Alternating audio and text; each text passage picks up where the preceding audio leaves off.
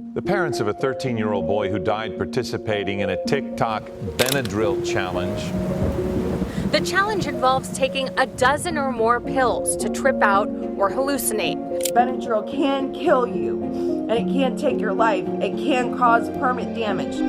It's the third mysterious death in 3 weeks. 29-year-old Marion Sobel is the latest victim to die in her sleep. All 3 of the deceased were apparently healthy with no previous illness. Doorway to my bedroom, something walked across it, and it was black. Is there something more to this than meets the eye? If I had to describe it in one word, it would be death.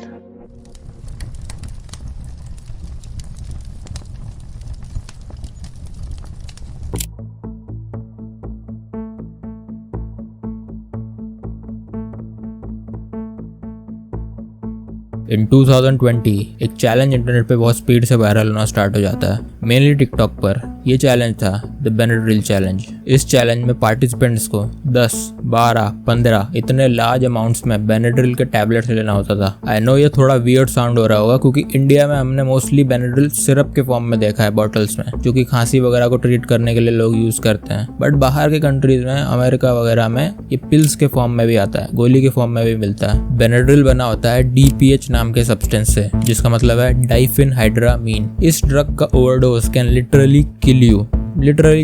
DPH use होता है allergies को treat करने के लिए, जैसे कि मैंने पहले ही बताया, खांसी वगैरह के लिए, इंसोम्निया को ट्रीट करने के लिए, जिनको सोने में दिक्कत होती है। अब इस तरह के ड्रग का जो नैरेटिव पुश हो रहा था इस बेनेड्रिल चैलेंज में, वो ये था कि जब पार्टिसिपेंट इस तरह के ड्रग का ओवरडोज करेगा तो उसे हेलुसिनेशंस होंगे, हाई फील होगा, और इसी हाई फीलिंग का, इसी एक्सपीरियंस का उसे वीडियो पोस्ट करना होता था। अब कहने को तो टिकटॉक और मेन स्ट्रीम इंटरनेट पर बेनेड्रिल चैलेंज 2020 में आया था, पर बेनेड्रिल के अब्यूज से रिलेटेड मीम्स और डिस्कशन अराउंड 2009-10 से ही शुरू हो चुका था एनोनिमस चैट फोरम्स पे, जिसे टिकटॉक ने 2016 में आकर सिर्फ आग देने का ही काम किया है। इसका रिजल्ट क्या हुआ? वही हुआ जो हर दूसरे इंटरनेट चैलेंज का होता है। लोगों ने, बच्चों ने इस चैलेंज में बिना कुछ सोचे समझे पार्ट लेना शुरू कर दिया, क्योंकि हमें तो शौक ही है ट्रेंड को फॉलो करने का। लोग टिकटॉक वीडियोस पोस्ट करते थे विद कैप्शंस कि इन्होंने कितने बेनेड्रिल पिल्स खाए हैं, जिससे कि काफी सारे पार्टिसिपेंट हॉस्पिटल पहुंच गए, काफी सारे बच्चे हॉस्पिटल पहुंच गए। इन लोगों को not only hallucinations but seizures आने लगते थे। कई बच्चे तो कोमा में चले गए थे और कई केसेस तो इससे भी ज्यादा बदतर थे, क्योंकि ये जो बेनेड्रिल का अब्यूज था वो मोस्टली एडल्ट्स के बीच था, मेन स्ट्रीम ना होने तक। तो नेचुरली जो क्वांटिटी उन्हें सिर्फ हाई कर रही होगी, वो सेम क्वांटिटी एक 13-14 साल के बच्चे की बॉडी हैंडल नहीं कर पाएगी। ऑल्दो ये कोई खास सेफ नहीं है एडल्ट्स के लिए भी। He will never breathe on his own. He'll never do anything like that. Smile. He'll never walk. My daughter consumed over 15 Benadryl. My daughter is still awake, hallucinating. For over 24 hours, she has been hallucinating. Her heart rate was over 180 when we took her to the hospital. My daughter is scared out of her mind. She has no idea who she is or where she is. इस challenge के implications काफी deadly थे और मैं इसे बिल्कुल भी promote नहीं कर रहा हूँ, पर ये अकेला ऐसा चैलेंज नहीं था। पास्ट में और भी ऐसे चैलेंजेस आए हैं और नो डाउट आगे भी आएंगे, but there was something more to this whole Benadryl challenge. थोड़ा अजीब, थोड़ा creepy.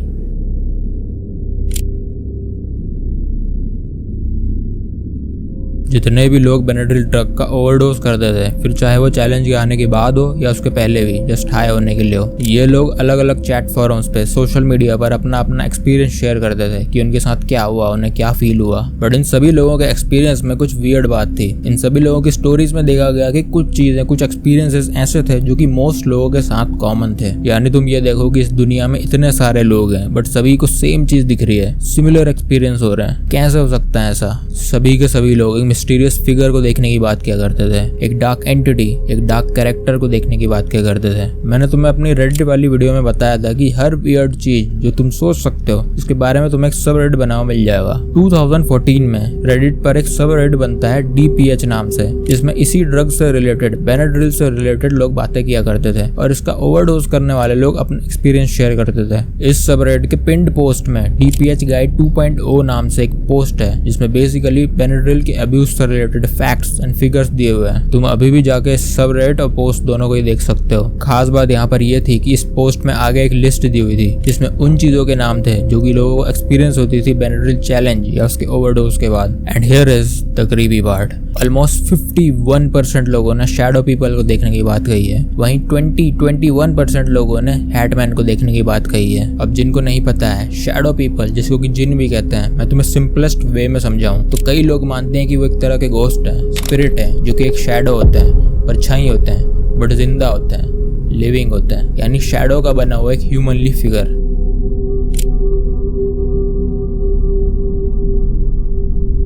I lost my mom when I was 17 years old, and I do recall seeing him.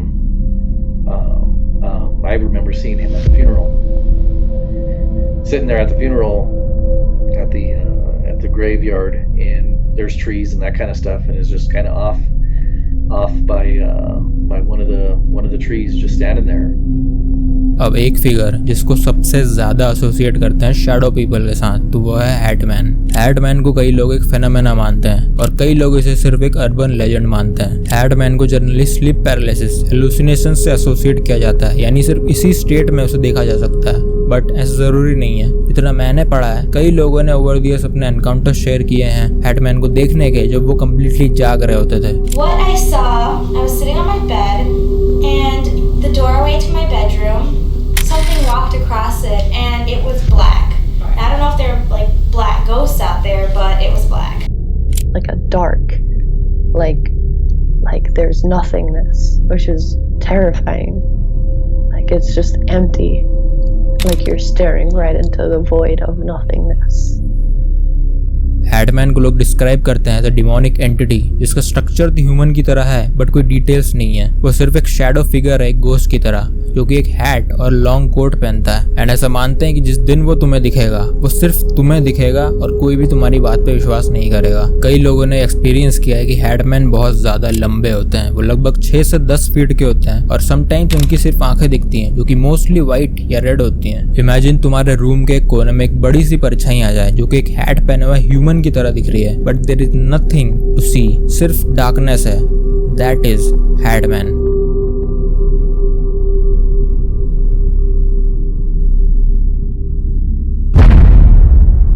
लोग ये भी कहते हैं कि हैटमैन ऐसे तो कोई हार्म नहीं पहुंचाता है और अपीयर होने के कुछ देर बाद ही अपने आप ही फेड हो जाता है, गायब हो जाता है, बट स्टिल वो काफी डेंजरस है क्योंकि Hatman feeds on your fear and it can sometimes touch you, harm you. ये पूरी तरह डिपेंड करता है हैटमैन के ऊपर, तुम्हारे रिएक्शन के ऊपर। जितने लोगों ने उसे एक्सपीरियंस किया है वो इसे डिस्क्राइब करते हैं as this feeling of heaviness on their chest, जिसे साइंस तो स्लीप पैरालिसिस बोलता है, बट वो स्टिल ये एक्सप्लेन नहीं कर पा रहा है कि सिर्फ एक पर्टिकुलर फिगर ही सबको क्यों दिखता है। बट कई पैरानॉर्मल रिसर्चर इसके 2 एक्सप्लेनेशन देते हैं, बट उससे भी पहले अगर हम अलग अलग कल्चर्स को देखें तो वहाँ इसे एक डीमन, जिन मानते हैं। तुमने काफी सारी पेंटिंग्स भी देखी होंगी इससे इंस्पायर्ड।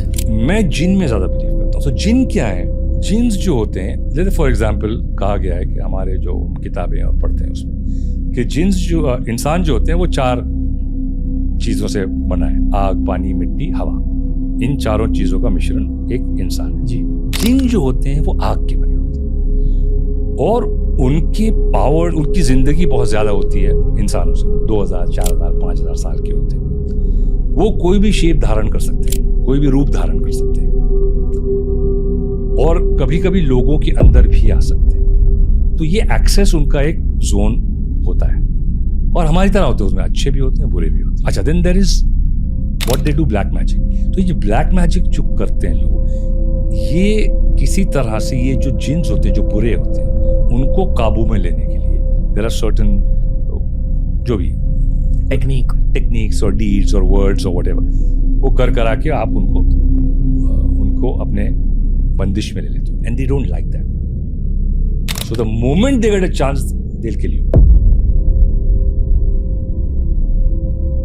अब इनके दिखने का पहला रीजन ये है कि ये एंटिटी जनरेशनल कर्स को फॉलो करता है, यानी अगर ये किसी फैमिली को लगे हुए हैं तो उनके मेंबर्स कहीं भी चले जाएं ये उनको दिखते ही है। एंड कई केसेस में उनके आसपास के लोगों को, उनके लव वंस को भी दिखते हैं। और दूसरा रीजन ये है कि ये ऐसे लोगों को अटैक करते हैं जिनकी लाइफ में कुछ नेगेटिव एक्सपीरियंस हो रहा है या हो चुका है। मे बी किसी की डेथ हुई है, डाइवोर्स हो रहा है, ऐसा कुछ जिससे बहुत ज्यादा डिप्रेशन हो, अनहैप्पीनेस हो, एंगर हो, गुस्सा हो, ऐसा माहौल हैटमैन को फीड करता है, इनवाइट करता है। एक अजीब बात यह भी है कि कई पैरानॉर्मल रिसर्चर्स और इन्वेस्टिगेटर्स ने ये नोटिस करा है कि जब भी कोई इनके बारे में डिटेल में जानने की कोशिश करता है या इनको रोकने की रेमेडीज जानने की कोशिश करता है तो ये एंटिटीज उसको भी रोकने की कोशिश करने लगते हैं। जैसे कि ऑडियो या वीडियो फाइल्स डिलीट हो जाती हैं, इंटरव्यूज में कोई इंटरप्शन आ जाता है, किसी का एक्सीडेंट हो जाता है, कुछ ना कुछ ऐसा होता है जिससे कि काम डिले हो जाता है। आई नो ये सब तुम्हें एक स्टोरी फिक्शन की तरह साउंड कर रहा होगा, बट ऐसा नहीं है। हैटमैन का जो अर्लीस्ट मेंशन है इंटरनेट पर वो 2008-2009 का है, जब लोगों ने चैट फोरम्स पे, ब्लॉग्स पे इसके बारे में बात करना शुरू कर दिया था। और धीरे धीरे काफी सारे लोग सामने आने लगे, अपनी एनकाउंटर्स, अपनी स्टोरी शेयर करने लगे लोगों के साथ इंटरनेट पे। और लोगों को ये समझ आने लगा कि ये सिर्फ उनको नहीं दिख रहा है, पर सेम चीज काफी सारे लोगों को दिख रही है। कई सारी डॉक्यूमेंट्रीज और वीडियो इंटरव्यूज हैं जहाँ पर लोग बता रहे हैं कि हैटमैन और शैडो पीपल उनको परेशान करते हैं या उनकी कोई बुरी चाइल्डहुड मेमोरी है इनको लेके। और जब भी इन लोगों से ड्रॉ करने को कहा जाता है कि उन्होंने क्या देखा था तो इनकी ड्राइंग में एक सिमिलैरिटी होती है।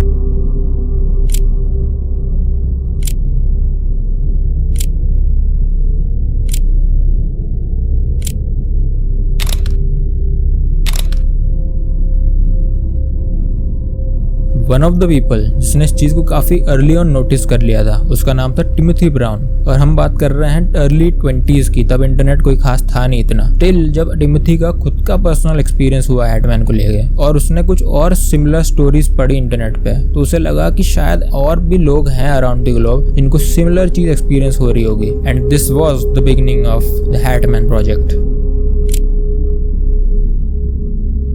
2001 में ही टिमोथी ने एक पूरी वेबसाइट लॉन्च कर दी थी जो कि पूरी तरह डेडिकेटेड है हैटमैन की स्टोरीज को। और यहाँ ढेर सारे रियल एक्सपीरियंसेस हैं जो लोगों ने खुद शेयर किए हैं और अभी भी करते हैं। सो ऐसा भी नहीं है कि ये पुरानी स्टोरीज हैं, जिसका मतलब है कि people are still experiencing the हैटमैन।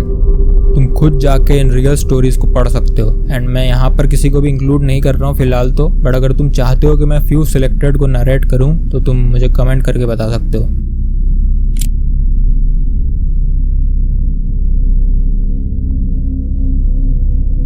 अब इस वीडियो का सबसे इम्पोर्टेंट पार्ट है। हैटमैन के बारे में तो हमने बात कर ली, बट इन केस हैटमैन तुम्हें दिख जाए एंड मे बी तुम्हारे साथ में ऐसी कोई चीज पहले से हो रही है तो तुम अपने आप को प्रोटेक्ट करने के लिए क्या कर सकते हो। इसके कुछ रेमेडीज दिए हुए हैं पैरानॉर्मल रिसर्चर्स और कुछ लोगों ने जो कि इस टॉपिक को स्टडी करते रहते हैं और इतने सारे एक्सपीरियंस होने के बाद में कुछ फ्यू चीजें डिराइव करी हैं लोगों की स्टोरीज में से, जिसमें से दो तो मुझे काफी ज्यादा ऑब्वियस लग रहे हैं, बट स्टिल मैं मेंशन कर देता हूँ। Number 1 is keep your lights on. काफी सारी स्टोरीज को ऑब्जर्व करने के बाद ये देखा गया है कि जैसे ही लाइट्स ऑन होती हैं ये एंटिटीज फेड हो जाती हैं। नॉट ओनली लाइट्स पर जितनी भी इलेक्ट्रॉनिक डिवाइसेस होती हैं हमारी, जैसे कि टीवी, लैपटॉप, इन सभी की एक इलेक्ट्रिक फील्ड होती है और इलेक्ट्रिक फील्ड के अराउंड ये जो एंटिटीज हैं वो थोड़ी सप्रेस हो जाती हैं, ऐसा देखा गया है। ओनली प्रॉब्लम इज कि लाइट्स कभी ना कभी तो ऑफ होंगी।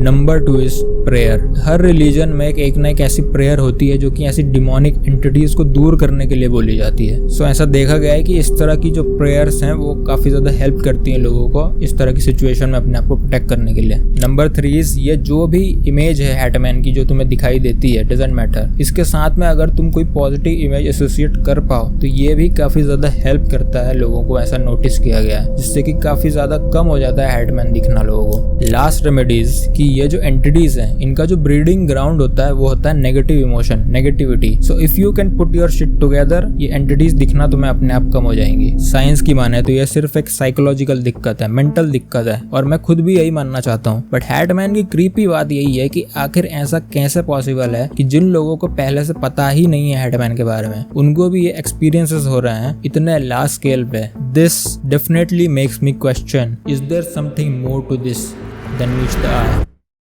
People all over the world who never met each other, never knew anything about shadow people or the Hat Man or the Jinn, are shocked to discover that they are having similar experiences to encounters that have been described throughout the ages. So the experiential evidence speaks for itself. And for many skeptics, that's still not enough. They will not be convinced until they too have their own experience.